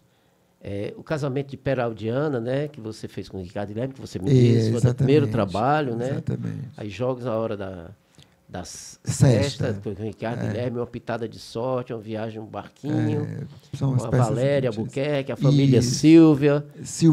Esse texto era do Ayrton Monte. Diretor Ximenes Prado. Ximenes Prado, família Silva, né? 85 Sonho, Bodas de Sangue, 85 que você falou, Não Verás para mim, 87... Elementais, 87, direção da Dora Andrade. Porque você passa um período lá na Dora Andrade como ator e depois como diretor. Né? Exatamente. Achou aí? Cadê? Essa cena aí é a cena do Corisca tá aí. Ela pro filme, né? O Corisca, Corisca da Dada. Danilo achou, rapaz. Foi. Bota a voz aí, Danilo. É das moedas de ouro. Depois que eu cortar a cabeça do Capitão Corisco, mesmo depois de 100 anos, todo mundo vai saber. Foi o Tenente Zé Rufino, o matador do Diabo Louro. Cabra macho. E o que eu prometo eu cumpro, viu, Ipojuca?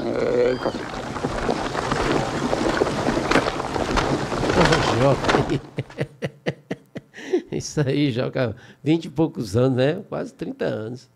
Aí você participou também. Esses Elementais, como era a sua experiência lá na Dora? A Dora foi o seguinte, eu conheci o Gilano, que é irmão da Dora, a Dora, e ela tinha uma academia de dança aqui na João Pessoa, e primeiro foi aqui na Jaime Benévolo. E aí eu ligava também, eu gostava muito da dança, e eu fui fazer academia, né? E lá fui fazer aula de dança contemporânea, balé, e Elementais foi um espetáculo que ela montou. Eu sei, tinha Cacilda Vilela. Foi um dos primeiros dela, né? Exatamente, ainda não era disca, não existia disca, era academia. Você fez o que em Elementais? Eu fazia uma espécie de como é que eu posso dizer, um elemental, um mutante, uma figura assim. Legal. E foi muito bonito. E aí eu tive essa experiência com a dança também. Teve aqui também Dom Giovanni, muita gente falou aqui dessa experiência, que era uma sátira aqui da obra. Você fez também Dom Giovanni. Dom Joaquim, a sátira era Dom Joaquim. Você era do oficial, Eu né? era do Mas, oficial. rapaz, eu aqui denunciando e o cara era do negócio e a negada fazendo a onda. Quer dizer que você fez foi um dos poucos participantes. Rapaz, Não, tinha uma galera. Tinha o Ricardo Black. Eu li aqui o Dom Giovanni, mas o homem era do Dom Joaquim mesmo. Ele não era do protesto, ele era do oficial. Porque como eu já estava funcionário do teatro, né? E a montagem era lá da ópera. Era a reabertura do teatro, tinha todo aquele ritual. Eu era um artista também, né? A Pia Lessa, uma grande diretora, disse, não, eu estou aqui, eu não vou deixar de viver essa experiência. Então, eu estava lá e vivia aquilo. E depois saía e se encontrava com a galera no bar da galera do Dom Giovanni. Não tinha, aí a turma do Dom Giovanni se encontrava com o Dom Joaquim. Não tínhamos intriga, sabíamos que cada um... E tu fez que papel no Dom Giovanni? Eu fazia... Não tinha um papel específico, a gente fazia figuração, né? Porque era uma ópera. Eu sei. Então, os cantores vieram todos de fora. Essa crítica da negada era essa, que era uma super produção de fora. Big produção. A turma daqui não tinha muito espaço. Muito bacana. Mas que tem essa crítica que eu acho que é importante, que é necessária. Foi um movimento mas também tinha a experiência de viver aquela superprodução para entender como é que ela funciona, lógico, como é que ela está, né? Então, tinha uma via de mão dupla de conhecimento, de aprendizagem, de crítica também. Eu não estava lá feito um boneco, eu estava lá e disse, bom, eu vou tirar o que eu tiver. Vou aprender aqui o que eu posso, né? Eu posso, convivendo com essas pessoas incríveis, e foi muito bom. E não está aqui no currículo, não é Dom Joaquim, não, é Dom Giovanni. É Dom Giovanni. Dom Giovanni, o homem foi participante, foi da ópera oficial. Aí aqui, A Volta da Estrela, né, com a companhia Só o Sucesso, Matança do Porco, aí 5 minutos, 85, Bruno Corrêa Lima, foi? Bruno Corrêa Lima, olha, o Bruno é um diretor de teatro incrível, pena que ele não está mais atuando tanto, mas um cara que é um diretor incrível. Legal, aí depois Matança, 5 minutos, Zé Rubão, diretor com o Pedro Domingues, e você fez o Corpo Misto com Oswald Barroso, 98, né? Sim, que conta a história da Maria de Araújo, né? Legal, muito bom espetáculo, parceiro. Muito legal. A Velhinha, agora vamos chegar em Bebel. Babel 2005 deve ter coisa aí, viu, Danilo? Olha aí. Tem. 2005, ensinação de Joca Andrade, com assistência de Acácio de Montes, Eurico Bivar, participou. Eurico Bivar fez a capa do meu primeiro disco, Ricardo Guilherme. Solo, né? Um espetáculo solo. Foi o meu primeiro solo, assim. A minha experiência com aquilo que eu te falei do Stanislavski, né? Que a gente 2005, né? Que a gente é meio eurocêntrico do ponto de vista assim do que a gente tem de referência, mas Stanislavski não está aí, né? É uma experiência que eu fiz a partir também da ideia das ações físicas, aquilo que o corpo e a voz pode traduzir. Então, é uma viagem no tempo e no espaço. Nós vamos ver um pouco dessa viagem, desse solo do grande educador, ator, diretor, dramaturgo Joca. Isso aí está bem, já é bem do comecinho mesmo. O Danilo aí procurando a cena, né? É que o Danilo está adiantando aí, gente. Ele está adiantando que é para ver você entrar na cena. Porque em cena é uma coisa, no vídeo é outra, né? E pode levar um tempo. Vai sair um negócio aí já. Vai sair uma coisa aí já. Espere aí. Avança um pouquinho que sai. Onde foi isso, Joca? Cara, essa filmagem aí? Eu não me lembro onde foi, mas deve ter sido no Teatro de Alencar. Fez muitos lugares? Fiz muitos. Viajou para festivais, essa coisa? Não cheguei a viajar, não. A não ser no Guaramiranga. Você foi dirigido por quem aí? Cara, eu que meio que autodirigi. E fui pedindo para as pessoas ir. Tá aí. Aí tu sai de dentro da cesta. Olha aí.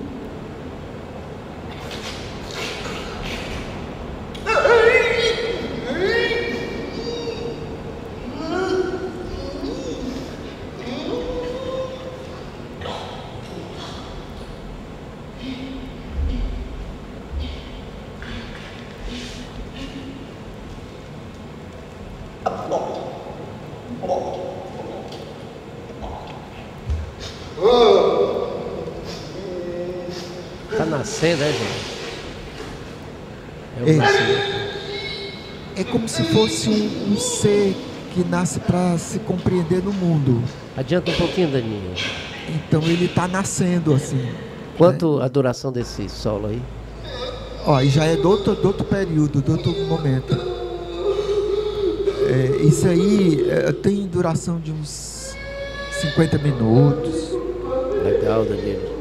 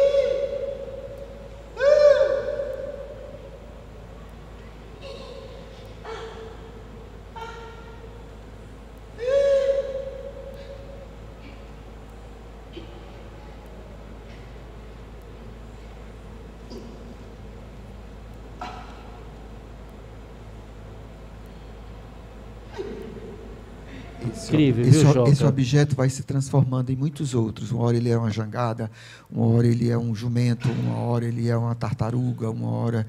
Eu vou alterando. Muitas onomatopeias aí fala também, depois você fala também, tira a linguagem da fala. Esse texto é do Ricardo Guilherme. Ele viu o espetáculo, eu disse, Ricardo, aqui é uma Índia, aqui é um açougueiro, aqui é um revolucionário. E ele foi me trazendo os textos e é a reunião de várias línguas, né? Legal. Por isso o nome Babel, né? Por isso o nome Babel. Parabéns, Joca, legal. E foi 2005 essa montagem, né? Foi, 2005. Depois, 2013, eu estou falando aqui das montagens, porque ele disse que tinha deixado de lado um pouco a carreira. Mas como é que... Porque estava cuidando lá de 8.000 alunos de teatro, né?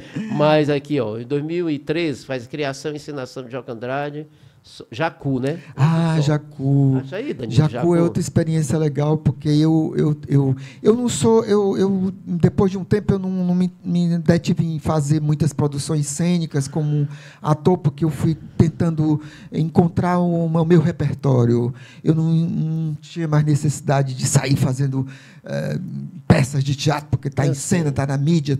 Não, eu fui tentando... eu vou ficar tranquilo com isso e vou fazer o que eu acho que eu posso fazer com tranquilidade. E também porque você tem os seus horários comprometidos, não dá para interagir com muitos grupos. Tal. Aí, como você faz o solo, você consegue se achar no seu tempo, né? Embora eu tenha tido sempre uma equipe que estava ali me apoiando, assistindo, me dando Danilo, dicas, Jacu? né?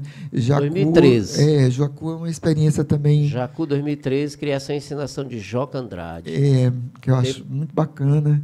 Que segue essa linha aí também, mas já tem uma música do Chico Salles, que é incrível. Legal. Ele fez o repertório musical da peça e conta um pouco a história do Brasil. Né? Um recorte. Uma coisa, e Otelo? Otelo era solo também, era um grupo, né? Otelo era uma galera, um grupo. Né? Eu fui convidado para dirigir Otelo. Você fez a direção, foi? E depois assumi o papel do Iago, que o ator que fazia Iago... Otelo, tu acha? 2013. Foi embora e eu fiz Iago na peça. Que foi incrível, porque como diretor é uma coisa e como ator é outra. Então, quando eu assumi o papel, foi outra... Quem passou a dirigir? Não, aí já estava todo dirigido, né? Então, já estava tudo ali, eu só tive que me encaixar e conceber o espírito da figura, né? O caráter do Iago, que é um personagem clássico da dramaturgia mundial, de Shakespeare, que fala da inveja. Aqui é clássico, né? Então tem todo um... Incrível conhecer o caráter. Em 2016 você fez os Tamboretes. Os Tamboretes, minha parceria com o Gil Brandão, com Gil Brandão, companheiro de cena, companheiro de estudos. Acho que eu vi esse espetáculo, os Tamboretes. Eu vi aqui no teatro, se eu não me engano. A gente ainda faz. A gente fez ano passado e temos ainda a intenção de fazer novamente. Aí. Calma, não se acanhe não. Tem muita gente passando fome nesse mundo, mas não vai ficar assim não. Tem razão. Tem razão, está na hora de mudar. Vivemos nesse contêiner, no 125º andar, mas estamos antenados. Antenados. não somos bestas, não. As máscaras estão caindo. A campainha toca insistentemente.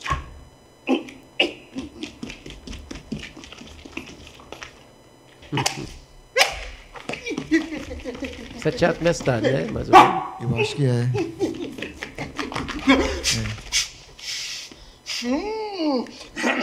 O senhor veio para nossa conferência?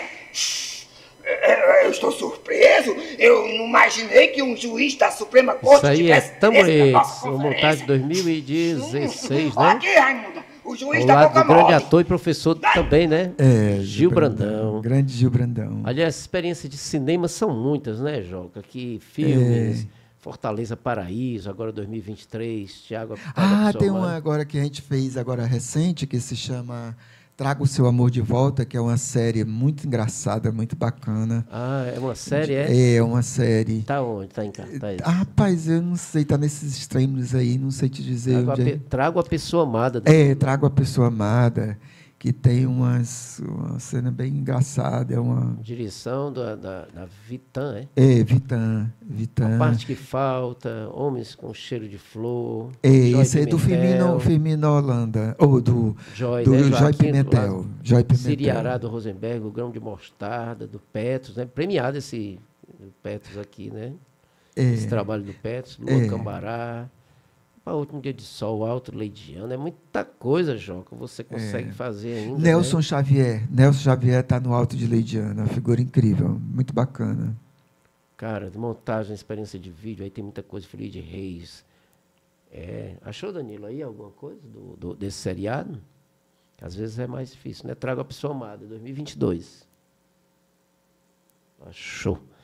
Joca, aí é o seguinte, dividindo o seu tempo, você se aposentou, mas continua lá no teatro ainda como contratado, fazendo a direção do curso aí, Trago a Pessoa Amada.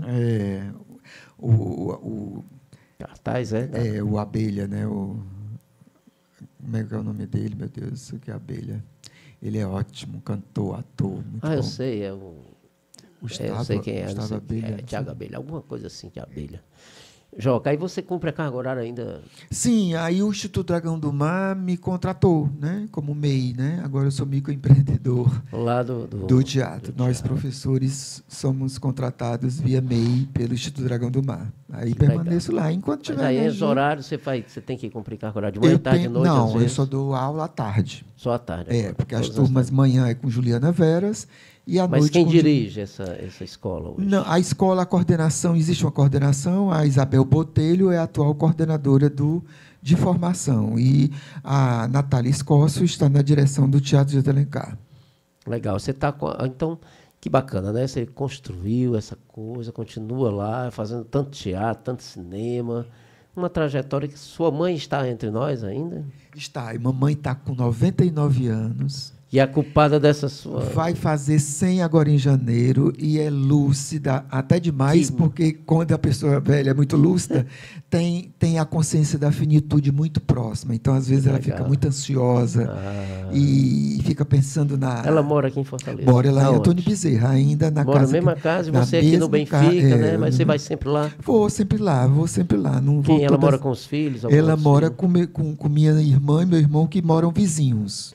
Você lembra dessa história com ela, mamãe? Ela vai nos seus espetáculos? Ela ia, agora não vai mais porque tem a questão da idade, da locomoção, e também porque nunca mais estreia uma peça, assim, então ela não tem ido, mas ela sempre vai. Mas eu acho incrível essa história, né, dela ter sido a pessoa que chegou e disse, vá fazer a inscrição. Não consegui não, porque tive medo da tica, mas amanhã de novo.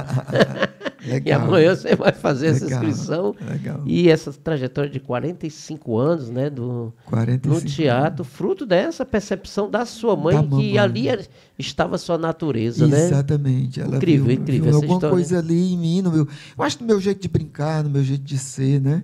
E ela capturou isso e me mandou, e eu obedeci. Rapaz, esse programa ele me traz muitas coisas positivas, dentre elas a possibilidade de conhecer histórias lindas de vida, né? E detalhes como esses, que são detalhes que fazem toda uma diferença na sua trajetória, né?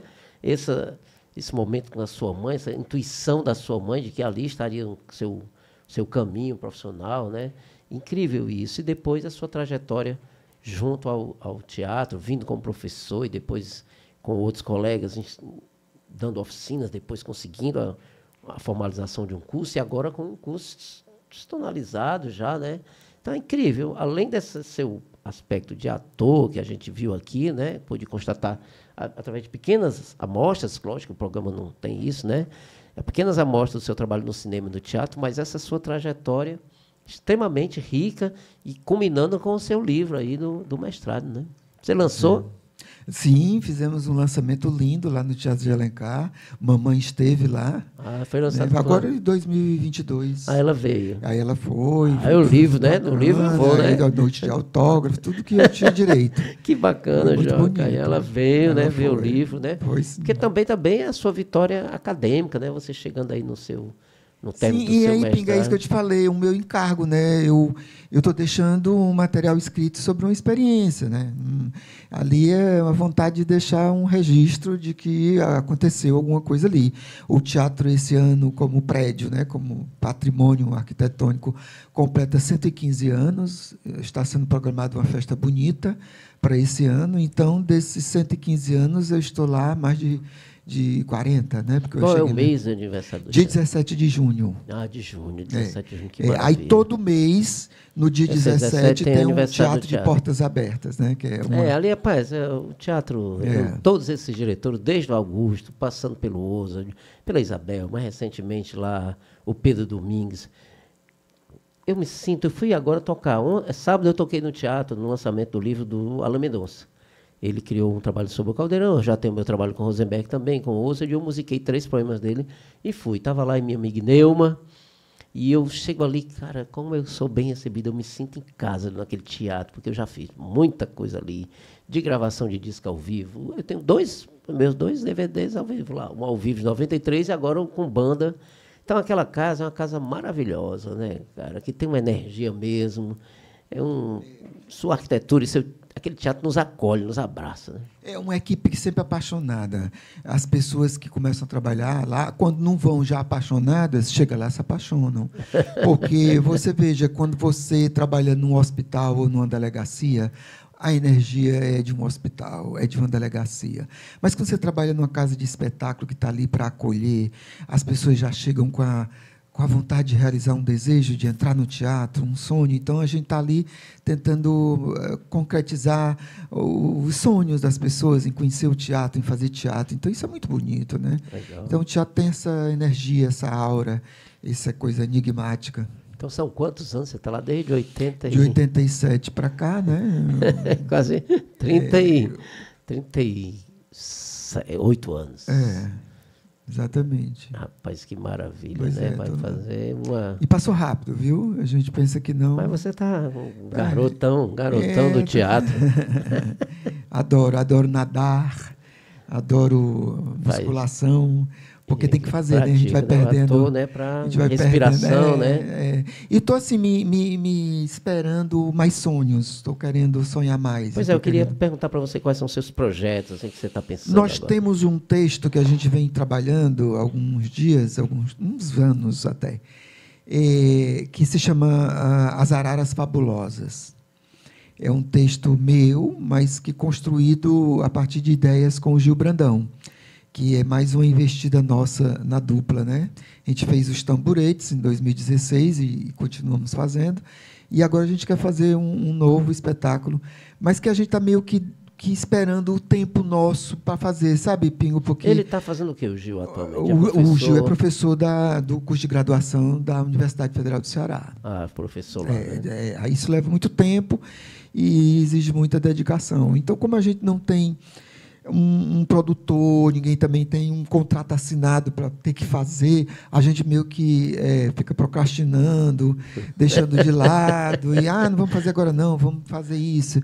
E aí, mas a gente quer fazer isso, a gente vai fazer, né? Isso. Espero que além a gente consiga disso, fazer aí, isso. o que você está pensando lá no curso? Não, aí no curso estou levando, eu estou querendo construir novos sonhos, novas coisas, eu não sei te dizer agora, eu quero fazer isso. Não, eu quero continuar vivendo a vida. E aparece sempre convites, né? Para teatro, para cinema. Cinema. Hoje a produção audiovisual no Ceará Muito bem grande, dinâmica, né? muito Então tem grande. sempre gente fazendo sério. O pessoal que passa aqui, a Marlene, a menina Fabiola. Então sempre, tem uma ponta ali, uma ponta lá, vamos fazer não sei o quê numa série e tal. Eu também sou assim, meio que quieto com relação a isso, porque essa galera está o tempo todo indo fazer os testes, procurando as produções. Mas o povo te acha, né, Joca? O povo te acha chama, quando né? tem uma coisa assim, que alguém diz assim, não, vamos chamar o Joca, mas aí eu vou e tal, vou de boa. Testes eu faço todos. É porque o cinema tem isso, né? O cara quer encontrar aquele rosto, aquela pessoa, aquela energia. Eu sei. E aí tem que ir à luta, tem que ir à batalha. Eu sou meio assim acomodado e tal, eu fico esperando aparecer. Gente, eu estou conversando aqui com o Joca Andrade. Joca, vocês viram, né? É ator, dramaturgo, diretor, professor, coordenador, escritor agora, né? E nesse universo do teatro, atuando desde a década de 80, desde 80, 45 anos agora de carreira, e formador aí, propulsor de mais de 8.000 pessoas que estudaram teatro no TJA. Então, Joca, eu quero agradecer demais a sua presença aqui. Como é que estamos aí, Vlamir? O Vlamir enrola.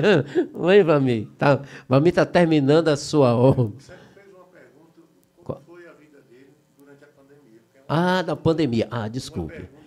Que a gente sempre... Eu passei batido na pandemia aqui, ó. Desculpe, muito obrigado, Vlamir. Em 2016 você montou os tamboretes, e aí veio a pandemia de 2020, né? Como é que foi, Joca?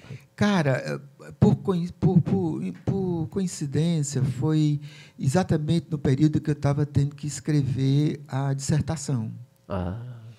Então, ter ficado em casa, como a gente teve que ficar, para mim foi maravilhoso, Pingo. Eu sou uma pessoa que não tenho dificuldade de ficar só. Eu me sinto muito bem só, eu não tenho problema de ficar só. Então, até porque moro só, né? Tenho 2 gatinhas e 3 galinhas, porque meu quintal é enorme. Eu vou dizer, e um carro branco é um Volkswagen. O meu carro branco quase não sai da garagem, porque eu adoro andar de bicicleta. A gente passa lá e vê lá um bichinho lá. O bichinho está lá parado. Qual é a marca dele mesmo? É um Gol. É um Gol. Eu ia dizer um Volkswagen branco, porque eu sei que é branquinho. É o meu Fusca. A gente passa lá aí na garagem. Eu ando muito de bicicleta, porque minha vida por aqui, pelo Benfica, é perto. Tudo Vai é para o Zé de Alencar de vou bike? Vou para o teatro de bike, porque de carro é um trambolho. Você não tem onde estacionar. Lá no teatro. E na volta para casa é o trambolho. E aí, na pandemia, eu pude ficar mais tempo em casa. E foi a época que eu li muito. Eu li muito, escrevi muito, e reescrevia, e lia novamente, e pegava material. Então, eu fiquei muito tempo lendo. Muito tempo lendo. Então, para mim, foi muito tranquilo.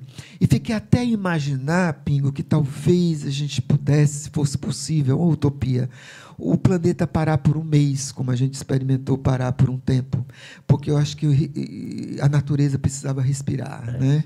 Eu acho que a humanidade... Porque a sua natureza é essa natureza mais introspectiva, mais calma, mais solitária. Se parar um dia, eu acho que eu dou uma agonia. Também tem isso, por isso. As pessoas...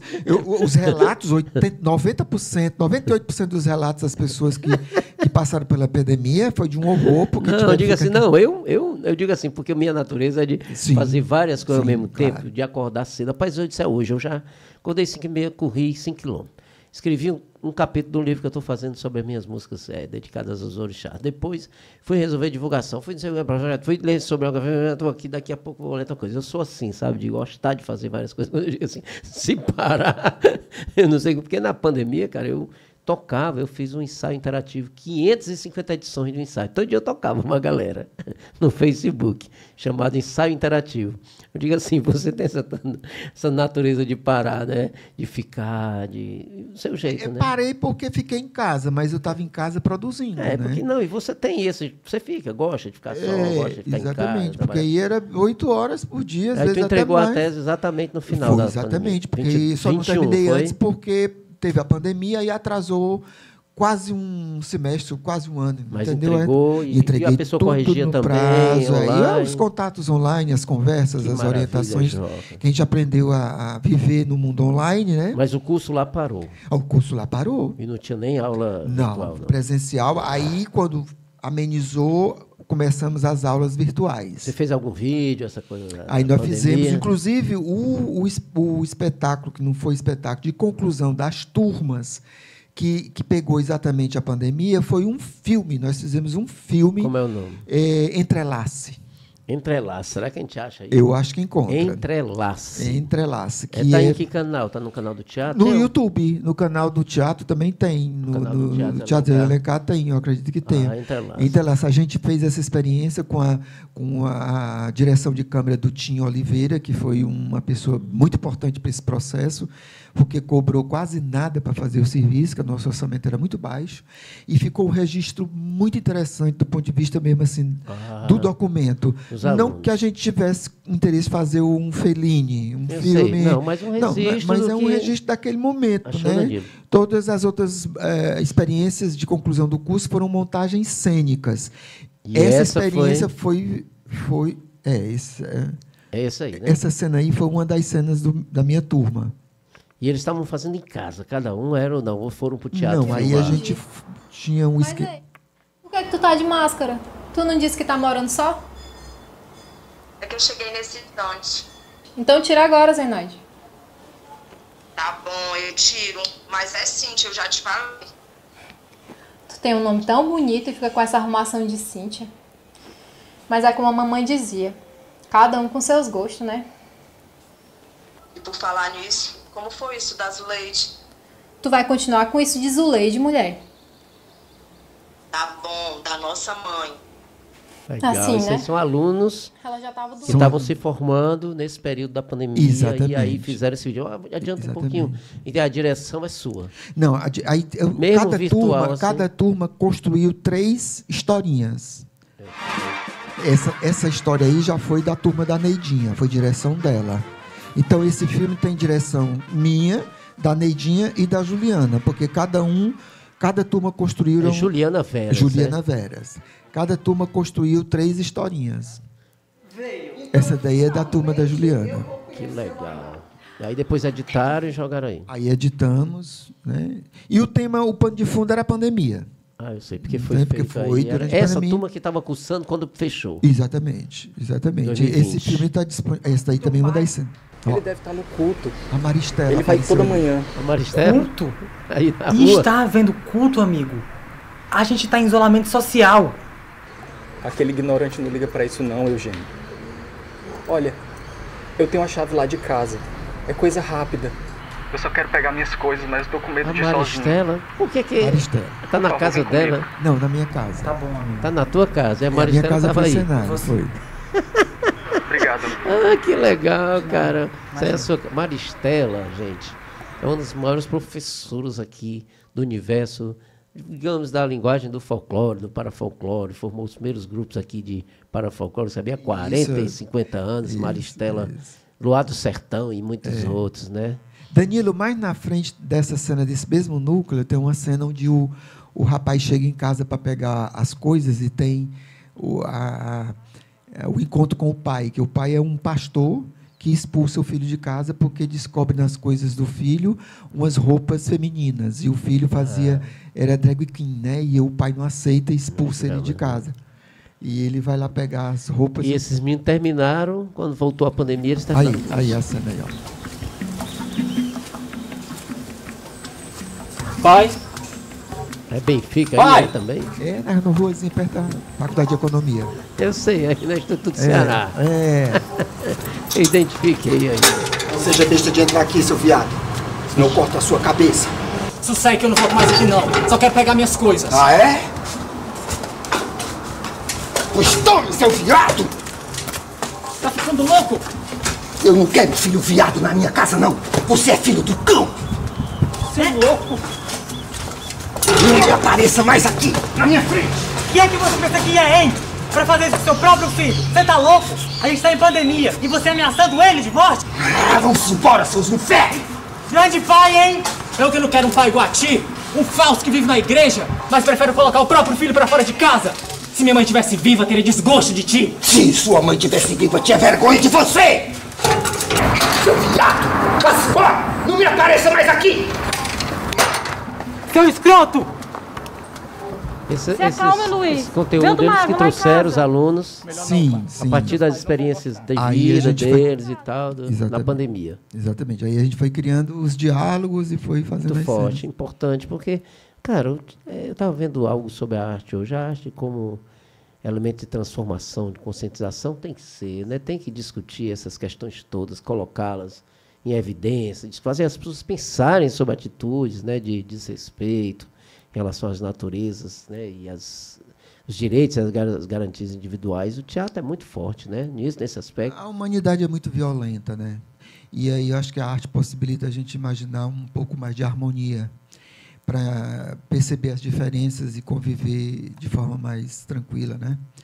E não é fácil, né? A gente tem muito mais tendência à guerra do que à paz. E você no teatro enfrenta isso também como um ator? Diariamente, a toda hora. E também tem um detalhe, né, Pingo? O que alimenta o teatro são os conflitos, né? O conflito é que alimenta o drama. E é através do conflito que vêm os temas. E os temas são os que são necessários debater, refletir, para provocar alguma reflexão construtiva. Então, não tem como não trabalhar. Está sempre discutindo com os jovens lá no teatro, os temas contemporâneos, históricos e tal. E a cada geração, a cada 5 anos, é um pensamento diferente, as tecnologias, o acesso, as doenças sociais, né? As cabeças, as fragilidades são outras. Então, ser educador é também ser uma bolha que você está o tempo todo tentando sentir para onde vai o vento e tentando se manter íntegro. Bom, legal demais. Joca, cadê Vlamir? Como é que está aí? Vlamir vai lhe presentear, está assinando a sua obra. É porque, como você é vizinho dele, ele está caprichando hoje aí está demorando aí. Está botando aí os caprichos, botando os detalhes, né? Olha aí. Legal. Cadê? Fala aí, Vlamir, pega o seu microfone. Vlamir, pega o microfone. Isso daí, rapaz, no meu amigo Joca. Olha o Joca aqui. E as máscaras aí, em homenagem aí ao grande ofício dele. Né? Olha aí, Joca, que beleza. Vlamir, pode falar, Vlamir, aí, se você quer. Agora eu vou ter uma obra do Vlamir em casa, que eu só vejo as obras dele pintadas aqui nas paredes do Benfica, tudo que é canto. Que lindo, amei, cara, muito obrigado. Vou botar num quadro e botar na minha parede. Muito lindo, muito obrigado. Joca, e no teatro você canta, Joca? Você canta no teatro? Cara, eu canto, mas assim, não me sinto cantor. A gente que é ator, inventa, cantar, né? Uma época tinha qual era o filme? Era esse mesmo, do lado de Leidiana. O Rosenberg chega para mim e diz: Joca, tu canta? Eu digo: canto, mas canto porque eu não queria perder o papel, né? Mas não cantava nada.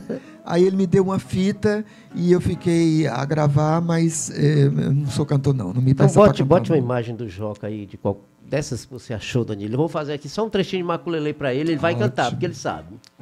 Num batuque zumbi é Xangô Quilombó. Sabe o refrão, né?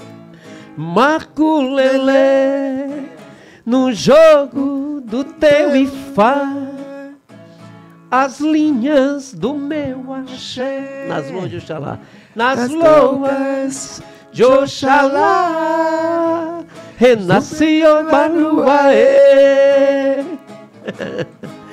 Maculelê, o Baluaê. Só isso. Maculelê. Maculelê. Olha aí, Joca aí.